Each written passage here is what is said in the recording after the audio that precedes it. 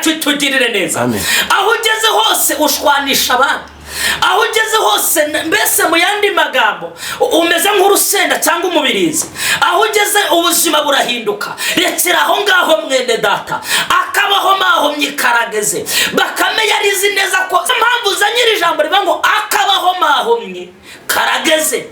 Birashoboka ko hari aho wahomahomye urahikura, birashoboka ko hari aho wahomahomye urahivana, birashoboka ko hari ibyo wahanuye bitari byo ariko urahava. Yewe n'abantu baraguhamagara baguha titire yuko uri umukozi w'Imana, ariko wowe barubizi neza ko ari uguhomahoma. Reka nkubwire ngo hari ibintu Imana idakundiye gukomeza, hari abantu Imana idakundiye kugira ngo bakomeze baroga abandi.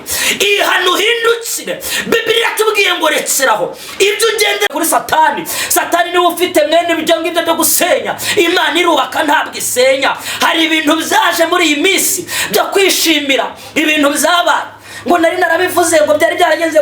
Rekera aho ngaho, rekera aho ngaho. Imana yacu nitugire neza cyane. Ubuhanuzi bwo kugonganyisha abantu imitwe, rekera aho ngaho. Imana itugire neza. Ubuhanuzi bwo gusenya ingo z'abandi, rekera aho ngaho.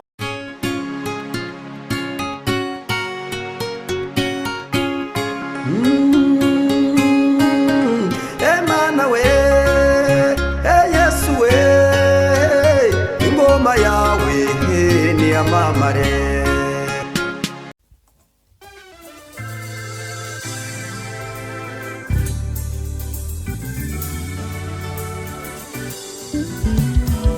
Siribi Studio ni igisubizo cyawe. Bahanzi, baririmbyi, namwe makorari mwifuza gukoresha indirimbo zanyu muri studio, ni mugane Siribi Studio tubakorere neza audio na video. Wifuza gukora live recording cyangwa se live, tugane tubigufashemo. Wowe ufite ubukwe ukaba ukeneye abagufatira amashusho n'amafoto yabyo neza, ntugire impungenge, gana Siribi Studio. Ibiciro byacu ntabwo bikanganye. Dukora mu mujyi wa Musanze ndetse no mu mujyi wa Gisoro muri Uganda. Akarusho kandi ku baririmbyi ushaka gukora indirimbo 3 wongezwa iya 4 ku buntu. Ukeneye ibindi bisobanuro hamagara 0788 97 81 24. Siribi Studio ni igisubizo cyawe. Reka tubasuhuze tubifurize amahoro y'Imana, ibyiza bitangwa n'ijuru bibane namwe aho muherereye hose. Nkuko mubibona kuri kamera, twongeye kugira umugisha wo kubana n'umukozi w'Imana, ni pastor kandi wabisigiwe haba mu mwuka ndetse no mu mubiri. Uraho neza mukozi w'Imana? Muraho neza. Yesu nashimwe. Yesu ahimbazwe cyane. Amakuru y'imisi. Turi amahoro, turashima Imana. Imana ishimwe ko muri amahoro. Hanyuma rero reka tukwakire kugira ngo usuhuze abakunzi bacu kandi uhite unasenga Imana. Numara gusenga Imana utugezeho message Imana yaguhaye. Nongeye kubasuhuza, mbifuriza amahoro y'Imana, mukomeze mugubwe neza. Amazina ni Revera Pasteur Kamarade Pascal. Nongere kugira umugisha wo kongera kubana namwe. Imana y'amahoro iduhana umugisha. Reka dusenga Imana, ahasigaye tuganire nk'uko Imana yashatse ko tuganira kuri uyu munsi. Data wa twese mwiza, Imana igira neza, ni wowe mungeri mwiza, uri Imana igiragira izuragiye ukazicyura amahoro. Mana uri nyamuforo umuheto iyabanze kavunagurika, ujye utubera Imana ukaba mu ruhande rwacu ukatugira neza ukatwimana. Izina ryawe nirihabwe icyubahiro. Nongeye kugushima muri uyu mwanya, kongeye kutwemera ko tugera aha kwitangaza makuru kugira ngo twongere tuvuge ku ijambo ryawe. Reka ineza yawe n'ububasha bwawe bwongere bubane natwe. Dukomeje kuheza kirogoya y'umwanzi Satani kugira ngo Mwuka Wera akomeze aganze. Ngaho rero reka uyu mwanya utugirire neza, ntituvuge ku bwacu ahubwo tuvuge tuvugishijwe nawe. Tubisabye twizeye mu izina rya Data wa twese n'iryo Mwana n'iryo Mwuka Wera. Amen. Nongeye gushima Imana, Imana inyemereye ko twongera kuganira ku ijambo ryayo, tuvuga ku cy'Imana impaye kugira ngo tuganireho. Izina ry'Imana yacu nirihabwe icyubahiro. Reka dusome ijambo ry'Imana tudatinze, dukingure Bibiliya zacu, dusome mu butumwa bwiza bwa Yesu Kristo uko bwanditswe na Luka, ni ibice 22 n'umurongo wa 51. Tuganire ku ijambo ry'Imana. Bibiliya tubwiye ngo Yesu aravuga ati rekeraho, amukora ku gutwi aramukiza. Imana ishimwe. Ndasubira mu iri jambo, ubutumwa bwiza bwa Yesu Kristo uko bwanditswe na Luka, ni ibice 22 umurongo wa 51. Biblia tubwiye ngo Yesu aravuga ati rekera aho, amukora ku gutwi aramukiza. Izina ry'Imana yacu nirihabwa icyubahiro.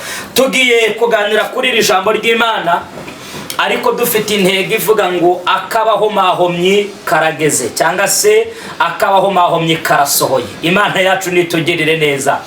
Birashoboka ko uyu munsi utari bunkunde bitewe n'icyo Imana intumye ku buzima bwawe, ariko nimba uyoborwa n'umwuka turaza gukundana. Biblia irambwira ngo abayoborwa n'umwuka nibo bana b'Imana. Iby'Imana izajya imbwira kukubwira nibyo nzajya nkubwira. Ninzumva nkubwiye ibihabanye n'iki jambo ry'Imana rivuga, ntuzankurikire cyangwa se ntuzankunde, ariko ntabwo nzakuzanira ubuhanuzi budahuye n'iki jambo ry'Imana rishaka ku buzima bwawe. Aya magambo dusomye aha ni igihe Yesu yari ari harasenga, ari ku musozi ari harasenga. Yuda amaze kumugambanira, noneho baza kumufata. Iki ni igihe umwe mu bigishwa be yarabonye Yesu bamufashe, we yibwira ko urugamba bagiye kurwana ari urw'umubiri, ariko ntiyamenya ko ari urw'umwuka. Biblia irambwira ngo akura inkota mu rwubati, arangije mu ngabo zari zifashe Yesu katugutwi ugutwi kuvaho. Ariko Yesu we aramubwira ngo rekeraho. Mbese mu yandi magambo, hari ibintu Imana ije kukubuza, hari ibintu Imana ije kukubuza. Hari uburyo uri kugenda ariko Imana idashaka kugendamo. Hari uburyo uriho witwara muri iyi minsi Imana idashaka ko witwaramo. Hari ibyo uriho uvuga Imana idashaka kubivuga. Rekeraho ngaho, Imana nitugire neza. Waba uri umushumba uri kunyumva, waba uri umuvuga butumwa, waba uri umuririmbyi, waba uri umuhanuzi, waba uri umukristo bisanzwe nta nshingano ufite mu itorero, waba uri umupagani, reka tubivuge gutyo, waba uri umuntu uwo ari we wese, Biblia iratubwiye ngo rekeraho. Imana yacu nitugire neza cyane. Iri jambo Yesu yavuze, yaramubwiye ngo rekeraho ngaho. Uriho urarwana urugamba uko utakwiriye kururwana, uriho urakora ibyo udakwiriye gukora, uriho uragenda uko udakwiriye kugenda. Rekeraho ngaho mwene data, akabaho mahomyi karageze. Birashoboka ko umaze iminsi uhanura iby'Imana itakubwiye. Hari ibintu bizateye kugira ngo abantu bagukurikire, bikaba ngombwa kuza n'ubuhanuzi butaturutse ku Mana. Rekeraho ngaho. Birashoboka ko usigaye ugenda ubesera abandi, ukagenda ukomanya imitwe abandi. Rekeraho ngaho. Igihe kirageze kugira ngo wongere urebe imigendere yawe, igihe kirageze kugira ngo wongere urebe uburyo uri kubana n'abandi. Imana yacu nitugirire neza. Rekeraho ngaho, ongera uhinduke. Va mu byaha, va mu busambanyi, va mu magambo, va mu gusebanya, va mu nzangano. Imana yacu nidutabare. Va mu guteranya abandi. Rekeraho ngaho. Uriho urakora ibyaha wihishe, Imana yacu nitugirire neza. Nyamara ukabona ntabakureba, ariko reka nkubwire ngo Imana irakureba. Haleluya. Hari ibyo ujya uhisha abashumba, ariko nyamara ntabwo ujya ubihisha Imana. Muri iyi minsi ndi kubwira abantu nkababwira ngo tuze umutima. Uruhande uhisha abashumba, Imana irazi ko urufite. Uruhande uhisha abo muririmbana, Imana irazi ko urufite. Njyewe wampisha nk'umuntu, ariko ntabwo Imana igihishwa. Imana yacu nitugirire neza. Rekeraho ngaho mwene data. Birashoboka ko muri iyi minsi ahantu uhagaze mu buryo Imana idashaka kuhagararamo. Birashoboka ko muri iyi minsi uri kugenda uko utahamagawe. Rekeraho ngaho, rekeraho. Hari indirimbo kera nagiraga, ntabwo ari njye wayigiraga kuko atari njye wayihimbye. Ni indirimbo ivuga ngo umusaraba bari bawikoreye, ariko kubera amafaranga bawurambitse hasi. Muri iyi minsi abantu twavuye ku muhamagaro, muri iyi minsi abantu turi kugenda uko twumva twishakiye. Ariko rekeraho ngaho. Haleluya. Rekeraho ngaho ugaruke ku isoko. Rekeraho ngaho wongere ugume uko wahamagawe. Rekeraho ngaho uve mu byaha. Rekeraho ngaho uve muri ibyo bintu bidakwiriye, uhagarare nk'uwahamagawe n'Imana. Imana yacu nitugire neza. Hari agatekerezo kamwe ngira ku nyamaswa imwe yitwa bakame. Iyi nyamaswa ni urukwavu, reka mbivuge mu Kinyarwanda cyumvikana. Bakame ni inyamaswa ntoya ariko igira ubwenge. Ni inyamaswa ntoya ariko ireba kure, reka mbivuge gutya. Igihe kimwe inyamaswa zifite amahembe zakoze inama cyangwa se zizana igitekerezo. ziravuga ngo nimureke twebwe nk'inyamaswa zifite amahembe. Ni igitekerezo ntunyumve nabi cyangwa se n'imfashanyigisho. Ziravuga ngo nimureke twebwe inyamaswa zifite amahembe twicare dukore inama twungurana ibitekerezo. Ariko nyine zavuga nk'inyamaswa zifite amahembe ngo Bakame yumva iryo tangazo ashaka uko azajya muri iyo nama arabibona. Aratekera batese kari inyamaswa zifite amahembe nkaba ndafite amahembe. Iyi nama ashaka kumva ibivugirwamo ahari izi nyamaswa zitazangambandira kugira ngo zingirire nabi. Iyi nama ndayijyamo gute? Bakame nk'inyamaswa ifite ubwenge kandi ari ntoya irangije iribwira ngo ni ngombwa ko njya gutira amahembe. Aho yagiye gutira amahembe simazi ntuhambaze. Izanye amahembe yasiraho amahembe ntafateho bitewe nuko ntakiyafatisha. Irangije ngo ariko ntabwo bihagije, reka nende ubujeni ku bantu babaye mu cyaro barabigumba, ariko reka nkoreshe supaguru y'iyi minsi bitewe n'iterambere aho rigeze. Supaguru ni ikintu ni akantu bakoresha gafatanya ibintu byatandukanye bikongera bigasubirana. Bakame iragenda izana supaguru cyangwa se izana ubwo bujeni, irangije ubishyira ku mutwe iterekaho ya mahembe. Nubwo abahagazeho ariko ntabwo abafashe nk'ay'umwimerere. Imana yacu nitubwire neza. Noneho iragenda mu zindi nyamaswa zigatangazwa n'ukuntu kareshya cyangwa se n'ukuntu kangana, ariko nyine zabona gafite amahembe ati ni inyamaswa nyine, inyamaswa zifite amahembe. Ziragenda inyamaswa zijya gukora inama. Zigeze aho zikorera inama, inyamaswa imwe yari iyoboye inama iravuga ngo rero duteraniye aha ngaha nk'inyamaswa zifite amahembe, mbere yuko dutangira inama turabanza dukomanya amahembe nko kugira ngo dusuhuzanye. Bakame itekereje neza ko amahembe yayo adafashe, mbese mu yandi magambo ni ijambo ryumvikana, yaje kujijisha kugira ngo yumve ibivugirwa aho ngaho. Itera urutoki hejuru iravuga ngo se ko n'ubundi turi aha ngaha twese dufite amahembe, ko tubirebye nta yatwinjiriye idafite amahembe, ntabwo twatangira bitewe n'uko umwanya warangiye tugatangira inama. Izindi nyamaswa zumvise icyo gitekerezo ziravuga ngo nta kibazo. Wibuka ko turi ku ijambo rivuga ngo akabaho mahomye karageze. Imana yacu nitugire neza. Hari uburyo dusigaye dukora ibintu ari uguhomahoma, ukaza kwitangaza amakuru, ntabwo ari ugusebanya, ntimunyumve nabi bagenzi banjye, ariko nawe urabizi ko ibyo uvuga ntaho bihuriye. Urabizi ko ibyo uvuga ni uguterateranya. Urabizi ko ibyo uvuga nta buzima biriho birakiza, ahubwo biri gusenya abandi. Urabizi neza ko ibyo uriho uvuga ni biri gutuma abantu banga abahanuzi, bakanga abakozi b'Imana, kandi abakozi b'Imana bagihari. Reka nkubwire ngo akabaho mahomye karaje. Ntabwo Imana ije kubikundira ko bigumaho, oya, Imana, haleluya. Reka dukomeze. Izindi nyamaswa zumvisha igitekerezo ziravuga ati wa mugani twanatinze, urabizi ko inama henshi ntabwo itangirira ku gihe. Twatinze twazindutse okay. Inyamaswa yari iyoboye iravuga ngo ntacyo, ubwo twese dufite amahembe reka dutangire inama. Ariko wibuka ko nta sari izo nyamaswa zigira, zikorera inama ku zuba. Bwa bujeni na ya supaguru igenda ihura n'ubushyuhe bw'izuba, itangira kuyaga. Itangiye kuyaga, inama irakorwa, inama ziraganira, ibyo zaganiraga n'iby'inyamaswa simbizi.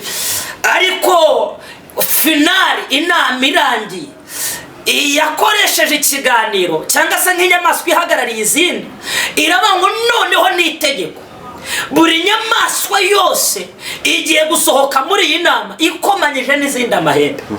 Bakame ntari butere urutoki hejuru kugira ngo yongeraza n'ikindi gitekerezo kugira ngo yivane aho ngaho, bisohotse ari itegeko. Ako gatekerezo birangira izi nyamaswa zikomanyije amahembe, aya Bakame kuko atarafashe aragwa. Aguye inyamaswa zivumbura ko hari yindi yari irimo ariko idafite amahembe. Niyo mpamvu zanyira ijambo rivuga ngo akabaho mahomye karageze. Birashoboka ko hari aho wahomahomye urahikura, birashoboka ko hari aho wahomahomye urahivana, birashoboka ko hari ibyo wahanuye bitari byo ariko urahava. Yewe n'abantu baraguhamagara baguha titire y'uko uri umukozi w'Imana, ariko wowe barubizi neza ko ari uguhomahoma. Reka nkubwire ngo hari ibintu Imana idakundiye gukomeza, hari abantu Imana idakundiye kugira ngo bakomeze baroga abandi. Ihano hindukire, Bibiliya tubwiye ngo rekeraho ibyo ugende. Imana yacu itugirire neza. Aho ugeze hose ushwanisha abandi, aho ugeze hose mbese mu yandi magambo umeze nk'urusenda cyangwa umubirizi, aho ugeze ubuzima burahinduka. Rekera aho ngaho mwene data, akabaho mahomye karageze. Bakame yarizi neza ko strategie zayo ziri butume iva muri iyi nama, ariko birarangira. Reka nkubwire ngo ikintu kigira itangira ariko kikagira n'iherezo. Birashoboka ko uri kubitangira ukabona biri kuguhira, ariko ongera urebe se bizarangira gute. Imana yacu nitugire neza cyane. Rekera aho ngaho, wa musambanyi werekera aho ngaho, wa mubeshyi werekera aho ngaho. Ibyawe byose ni ukwesikuroka, ushaka inshuti ariko umaze gukomanya abandi imitwe. Rekera aho ngaho, hinduka. Imana yacu itugire neza. Uriho urakora ibyaha wihisha abantu, bakakubona nk'umuyobozi runaka, bakakubona nk'umukozi w'Imana runaka, ariko wowe ibyo ukora wiherereye, nyamara uraza mu bandi bagakoma amashyi. Reka mubwire ngo akabaho mahomye karageze. Imana yacu nitugirire neza. Ongera wigenzure muri iyi minsi, kiza ubuzima bwawe, ukize n'ejo hazaza hawe. Ongera uhindukire wihane. Bibiliya imbwira ijambo rikomeye, irambwira ngo abantu banjye ndibongera bakumva, haleluya, bakumvira, ngo nzabakiza ubwabo mbakirize n'igihugu. Imana izabanze gukize, ariko bizaturuka hehe? Niwumva ukumvira. Imana yacu dutabare cyane. Rekera aho ngaho, rekera aho ngaho, garukiraho. Ibyo umaze gukora birahagije. Haleluya. Nawe urabizi neza ko uzi ibintu byose ari ugupapira, bitewe n'imyitwarire yawe, bitewe n'imivugire yawe, bitewe n'imikorere yawe. Ariko Imana iguhaye andi mahirwe, Imana iguhaye andi mahirwe yo kugira ngo wongere witekerezeho. Birashoboka ko nawe waba uri mu rugo rwawe, ariko urabizi ibyo ukorera muri ofisi, urabizi neza ibyo ukorera umugabo wawe adahari, urabizi neza uburyo ujya mu bapfumu, urabizi neza uburyo ubutunzi bwawe bwashiriye mu bapfumu, uri kujya kureba imiti yo kugira ngo urugo rwawe rwubakike. Reka mubwire ngo barakubeshya. Imana yacu nidutabare. Imana itakurengeye ntawakurengera, Imana itagutabaye ntawagutabara, Imana itakuvuganiye ntawakuvuganira. Rekeraho mwene data. Reka Bibiliya itubwiye, iratubwiye ngo rekeraho. Imana yacu nidutabare cyane. Ndavuga kuri A y'uyu murongo, ntabwo ndi butinde kuri B, kuko A ni ugubuza. Nawe uyu munsi Imana kumanurira ijambo ikubuza, gira ibyo ureka, gira ibyo ureka, gira uko uhagarara. Imana yacu nidutabare. Abantu benshi basigaye banga Imana ntikora. Imana irakora, ahubwo yabuze bikorana nabo. Irakorana n'iyi saha, irakorana n'uyu mwanya, ahubwo Imana yabuze bikorana nayo. Imana yacu nidutabare cyane. Rekera aho ngaho bitazakubera nk'uko byabaye kuri Bakame. Rekera aho ngaho bitazakubera nk'uko byabaye kuri Ndabimenyereye. Hari abantu bitwa Nyiranzihane ejo.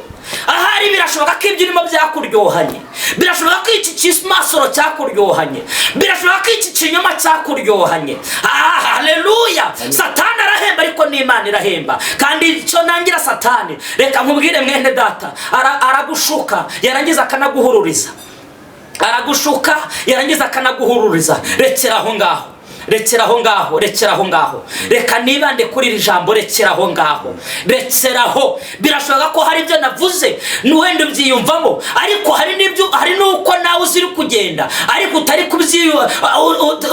kumva mbivuga. Reka nkubwire ngo aha ngaha birashoboka ko iri jambo ariryo yikumanukiye kugira ngo nawe wongere witotore, wigenzure. Haleluya. Rekera aho ngaho. Ibyo uri mugenderamo nibi, warangiza ugasakuza. Yewe Nyiranzihane ejo we, yewe Ndabimenyereye we, ayiwe. Reka nkubwire ngo iherezo rya byose riri bugufi. Imana yacu itugire neza.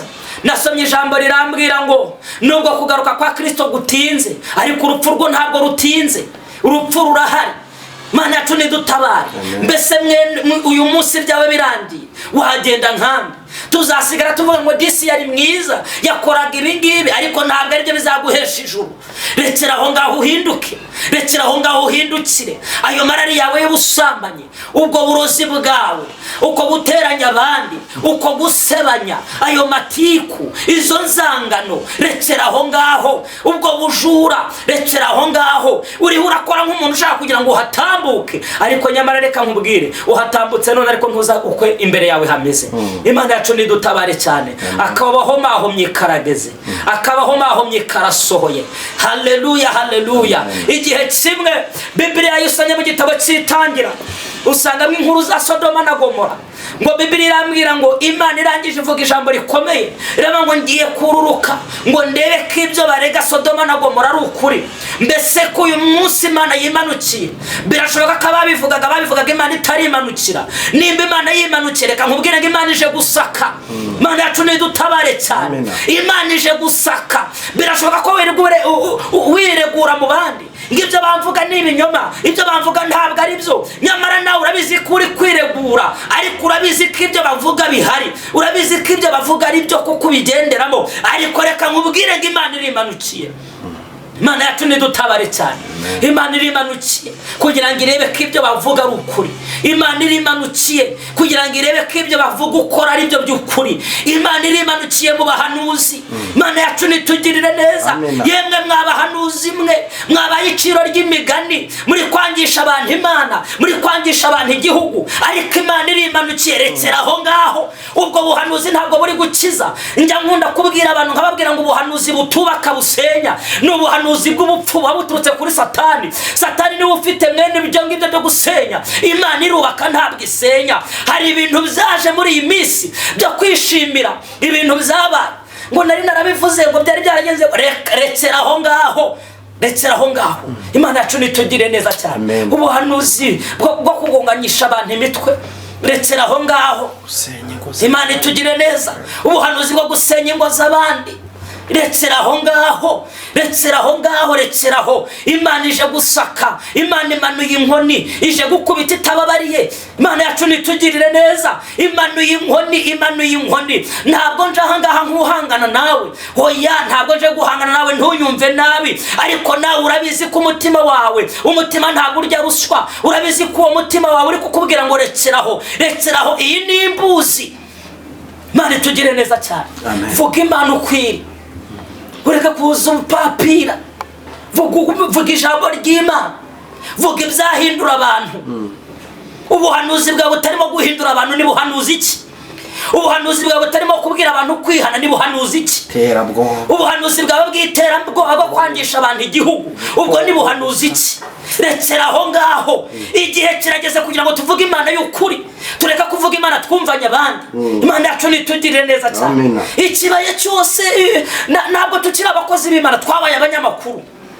nimwambara ikarita y'uko muri abanyamakuru mwikureho titre y'uko muri abakozi b'Imana Imana yacu dutabare cyane ubuhanuzi bwa bushingiye kuri he jambo ubuhanuzi bwa bufite iyihe ntego Imana yacu nidutabare cyane haleluya rekera aho ngaho akabaho mahomye karageze dotayaze kide contraire hari ibintu Imana itaje gukundira gukomeza hoya Imana ije gukura intama mwihene ije kugaragaza abahanuzi b'ukuri nabi binyoma rekera aho ngaho ayo wabonye warayabonye ibyo washakaga wabigezeho rekera aho ngaho hinduka Imana yacu dutabare cyane uravuza induru nyamara wasanga ari wowe uri kuyivugiriza ukibwira ko ari abandi uri kuyivugiriza igihe kimwe twigeze gusengana n'umuntu agakora ibyaha yamara gukora ibyaha hari ikintu cyateye cyo kujijisha mu bakozi b'Imana n'abahanuzi yakora ibyaha akaza kwa turi muri groupe akaza we ari ufite bwa buhanuzi bwa cyaha yakoze ati Imana baba bari rusambanye kandi niwe musambanye wajya gusenga ubaza Imana ukabibaza ngo mbese Imana umusambanyi uri muri twebwe ni utagaragara ugatangazwa no kubona Imana ikweretse ari we rero Imana ntikakubuza ibintu ngo uze kumva ko Imana ibibujije igihugu cyose hari iby'Imana ikubuza bitewe n'imyigendere yawe hari iby'Imana ikubuza bitewe n'imyitwarire yawe wibifata nk'ubuhanuzi bumanukiye bose hoya banza ubaza Imana icyerekezo ubu buhanuzi ni ubwa bande ubu buhanuzi burabwirwa bande ubu buhanuzi burarekeraho ngaho rekeraho akabaho mahomye karageze warahomahomye urarya biremera ariko reka nkubwira ngo nibyo wari uzabiruka Imana yacu dutabare cyane nimwongere mwigenzure ndi kukubwira nanjye nibwira nanjye reka nongere nigenzure iri jambo ntabwo rimanukiye wowe gusa nanjye riramanukiye Imana yacu dutabare ngo umugabo wanjye yabaye mubi ngo umugore wanjye yabaye mubi wowe uhagaze gute wowe umeze ute wakoze ibyo gukiranuka, wahagaze neza. Imana yacu idutabare cyane. Ngo impamvu ngo basunze izi ngisengero, reka mbivuge nk'uko mubivuga, uretse ko ntajya nemera ko urusengero barufunze, na n'ubu urusengero rurahari. Imana yacu idutabare cyane. Ngo abanyabyaha ngo twarababwiye ntibumva, wowe wabaye umukiranutsi Imana ntiyagushingiraho kugira ngo ikize abandi. Wabaye umukiranutsi Imana ntiyagushingiraho kugira ngo ikize abandi. Nimba uri umukiranutsi kuki Imana itagushingiyeho? Cyangwa wowe wabivuze ntabwo ukijijwe? Imana yacu idutabare cyane. Mureke guterwa mu namwe mwitere. Nimureke duhuze imbaraga tuvuga ubutumwa, tuve mu bidafite umumaro. Ngo barazifunze, none nimba barazifunze inyungu ufitemo niyi? Ngo narababwiye ntibumva. Wowe w'umukiranutsi ko Imana itagushingiyeho ngo ikize urwo wasengeragaho. Imana idutabare cyane. Rekera aho ngaho, ntimugafate ibintu ngo mubihuze bitewe nuko hari icyavuzwe. Imana y'amahoro iduhana umugisha. Kwari kugira ngo nkubwire ngo akabaho mahomye karageze. Shalom.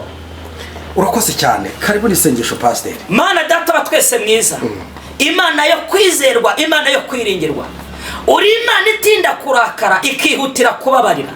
Twakoze ibyaha ntitwashyikira ubwiza bwawe. Uzumvira ijambo wese akumva ko agomba guhindurwa naryo, akumva ko agomba mwami kongera kwitotora, agasanga hari ibyo yagenderagamo bidakwiriye, agasanga yarari mu nzira zidakwiriye, akemera guca bugufi akagusaba imbabazi, mwami uzamubabarire kandi ubwiza bwawe bugaragare kuri twe. Turasenze mu izina rya Yesu Kristo, imbabazi zawe ziracyariho. Reka buri wese uzakugarukira agaca bugufi uzamwumve kandi umukirize n'igihugu. Wumva gusegugera neza. Urakoze kuri Imana kandi urakoze kuri Uwera wa Isiraheli mu izina rya Yesu. Amen. Urakoze cyane. Imana iguhereza umugisha. Akabaho mahomye kageze kasohoye. Yesu atari yaza urupfu rwaza, kandi urupfu rutaraza Yesu yaza. Shalom.